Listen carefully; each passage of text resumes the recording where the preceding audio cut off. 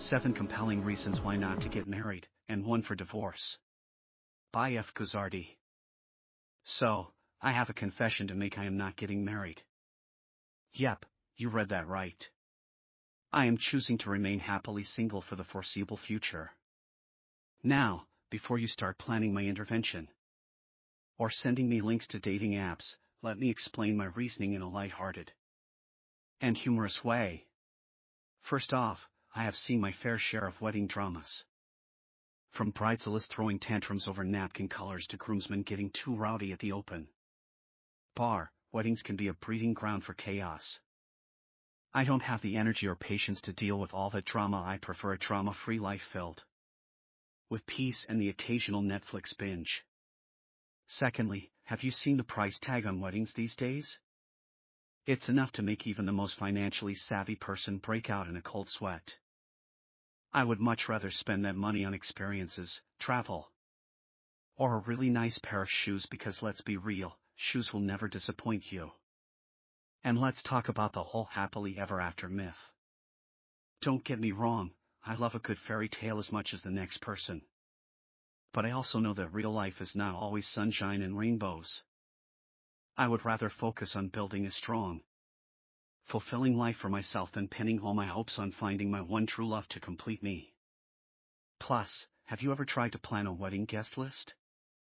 It's like trying to navigate a minefield of family drama, exes, and friends who haven't spoken in years. I'll pass on the headache, thank you very much. So, there you have it, my reasons for staying single and loving every minute of it. Who needs a ring when you have a sense of humor, a killer shoe collection, and the freedom to live life on your own terms? I'll raise a glass to that any day. Cheers to being happily unmarried. Attention all family and friends. The time has come for a momentous announcement. I have decided to remain happily unmarried. That's right, folks, I am waving goodbye to the white dress and expensive cakes, and saying hello to a life free from marital obligations. You see, I have realized that marriage is a lot like a roller coaster, exciting at first, but eventually you just end up feeling nauseous. Plus, why settle down when I can have all the freedom to eat cereal for dinner and watch Netflix in my pajamas without judgment? Some people may say I'm commitment phobic, but I prefer to think of myself as commitment selective. I mean, why put all my eggs in one basket when I can have a whole carton to myself? So please, no more questions about when I'm going to find the one or settle down. I am perfectly content with my solo status and plan on embracing it with open arms and a fully stocked fridge. I am choosing to march to the beat of my drum, follow my heart, and live my best life without a ball and chain attached. Thank you for your understanding, and let the solo dance party commence. 1. Never having to share your snacks again once you're married. Forget about having that whole bag of chips to yourself without judgment. 2. Avoid the endless debates over whose turn it is to do the dishes, because let's face it, there's always a sink full of dirty dishes waiting to be tackled. 3.